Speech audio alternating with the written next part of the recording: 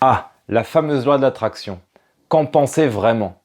Si vous n'en pouvez plus d'entendre parler de la loi de l'attraction, ce phénomène de mode, ou si vous ne connaissez pas encore bien ce concept, je vous invite à rester avec moi car aujourd'hui, c'est par le biais d'une histoire d'enfant que vous allez tout comprendre.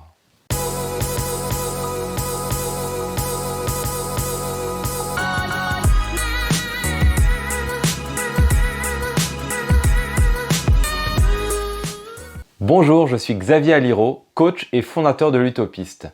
J'accompagne les personnes dans la transformation concrète de leur quotidien par la reconnexion à leurs aspirations profondes. Je publie sur ma chaîne une vidéo par semaine, alors avant d'écouter la suite de cette vidéo, je t'invite à cliquer sur le bouton s'abonner, c'est gratuit, c'est un petit coup de pouce que tu me donnes et surtout, ça te permettra de ne pas rater les prochaines vidéos. Pour recevoir chaque semaine la fiche synthèse de ma dernière vidéo, je t'invite à cliquer sur le lien dans la description. J'ai donc envie de commencer mon propos d'aujourd'hui sur la loi de l'attraction par l'histoire d'un enfant. Imaginez un enfant de 6 ans qui a un rêve comme on peut en avoir à cet âge. Son rêve, c'est de rencontrer son idole, son joueur de foot préféré, pour lui demander son maillot. Un des problèmes, c'est qu'il habite très loin de la ville où joue ce footballeur.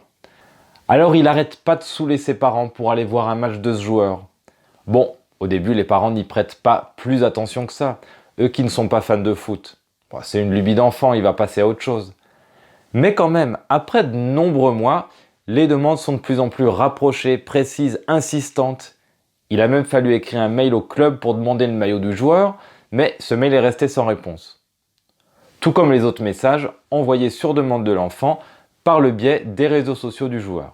Quand vient l'anniversaire du petit, les parents se décident et offrent enfin ce voyage à leur fils pour aller voir le match de l'année. Bon, ça ne résout pas le problème du maillot, alors pour augmenter les chances de le récupérer, le père propose à son fils de fabriquer une banderole sur laquelle est inscrit « 2000 km pour te voir, est-ce que je peux avoir ton maillot s'il te plaît ?» Et il prend soin de réserver une place tout proche du bord du terrain. La mère accepte même de faire une coupe de cheveux au petit qui laisse apparaître sur le côté le nom du joueur sculpté au rasoir. La suite de l'histoire. Le petit a brandi sa banderole 200 fois pendant le match, ce qui a attiré l'œil d'un caméraman toujours intéressé par ce genre d'images touchantes. La copine du joueur qui regardait le match à la télé a trouvé trop beau ce petit avec sa banderole. Elle l'évoque brièvement à son copain à la mi-temps par SMS. Il y a un petit trop mignon qui a fait 2000 km pour te voir, il veut ton maillot. Bon, le joueur n'y prête pas plus attention que ça, mais le match est gagné. Tour d'honneur de l'équipe et le joueur, en apercevant la banderole, se souvient du SMS de sa copine, s'approche du petit, lui donne son maillot et même ses chaussures. La loi de l'attraction, c'est ça. Ce que l'on vibre attire à nous des événements qui correspondent à cette vibration. Rien d'ésotérique à tout ça, juste la vie. Cet enfant a juste tellement vibré son objectif de récupérer ce maillot qu'il était inarrêtable. Il a d'abord entraîné ses parents après plusieurs mois de travail au corps. Il a fait des tentatives qui ont échoué par les réseaux sociaux. Il a continué à tanner ses parents qui du coup sont plus rentrés dans son projet et se sont mis à collaborer en achetant un billet bien placé pour un grand match. Son père a eu l'idée de la banderole, sa mère de la coupe de cheveux. Puis cela a attiré le caméraman, touché la copine et enfin le joueur qui a donné même plus que ce qu'attendait le petit. Alors que peut-on apprendre de cette histoire ? Comment peut-on utiliser cela dans notre vie d'adulte, de professionnel, de parent? Cet enfant n'a pas étudié la théorie de la loi de l'attraction dans ses moindres détails pour l'utiliser ensuite comme un outil magique. Il ne s'est pas répété artificiellement tous les soirs des affirmations positives pour que la loi fonctionne. La première des choses, c'est l'objectif qui est clair, limpide, précis, bien formulé, bien posé et bien concret. Avoir un objectif clair, ça donne un cap, ça oriente le regard. Après l'objectif, le passage à l'action. Dans notre histoire, cet enfant n'arrête pas d'être dans l'action en direction de son objectif. Il tente une chose avec son père, une autre avec le club, il passe par la gauche, si ça passe pas, il tente par la droite. L'endurance est donc un élément capital. Quoi qu'il arrive, si l'on garde le cap, si on vit les échecs simplement comme des étapes, c'est là qu'on devient inarrêtable. Bon, on n'est pas obligé de devenir monomaniaque, mais ça aide quand même. Si cet enfant avait un jour rêvé du maillot d'un joueur, le lendemain des chaussures d'un autre et le surlendemain du micro de son chanteur préféré, vous imaginez bien que l'histoire n'aurait pas été la même. Ça n'aurait pas été moins bien ni mieux, mais juste différent. C'est juste que si on dilue ses efforts, ses actions en direction de plusieurs objectifs, vous sentez bien que le phénomène vibratoire est moins intense. Si l'on reste dans le domaine du sport et du foot en particulier, comment expliquer que des amateurs de 10e division battent parfois des professionnels en Coupe de France, alors que leur niveau intrinsèque est largement inférieur? C'est pas de la magie.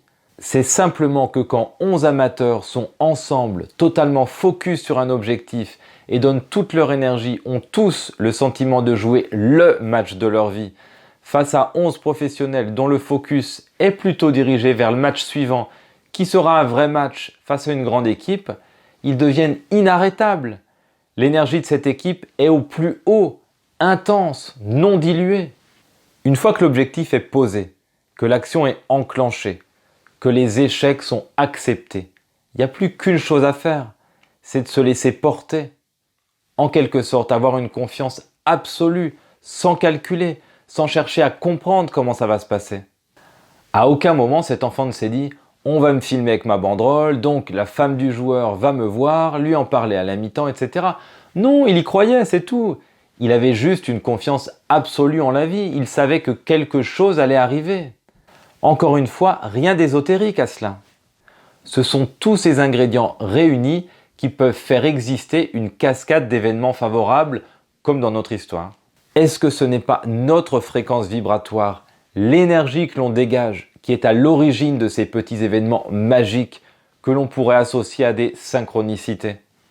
Ah, et l'ingrédient le plus important selon moi, qui rejoint le point précédent de la confiance en la vie. J'ai envie de l'introduire par une citation d'Henry Ford. Que vous pensiez être capable ou ne pas être capable, dans les deux cas, vous avez raison. À aucun moment, cet enfant n'a même imaginé qu'il n'était pas capable de récupérer ce maillot. Ce n'était pas une option. Que serait-il passé selon vous si, dès le départ, il avait jugé qu'il n'était pas à la hauteur pour ce défi? Ou si ses parents l'avaient convaincu de laisser tomber, car ce n'est pas possible, trop loin, trop compliqué, trop utopique? Croyez-vous qu'il aurait été capable de mettre tout cela en place? D'atteindre un objectif encore plus élevé que ce qu'il avait imaginé? La loi de l'attraction est comme la loi de la pesanteur. Elle s'exerce partout, tout le temps. Notre seule responsabilité, c'est de vibrer ce que l'on veut vraiment, pas ce que l'on ne veut pas. Une personne qui râle tous les jours car elle n'a pas ce qu'elle désirerait avoir vibre le manque et attire le manque. Un enfant qui a les yeux qui pétillent tous les matins en s'imaginant récupérer son maillot, son Graal, et qui se met en action dans ce sens, vibre son Graal. Nous sommes tous cet enfant, alors vibrons notre Graal. Bon, et encore, j'ai pas dit que se fixer des objectifs, c'est aussi limiter son pouvoir, hein. Une prochaine fois.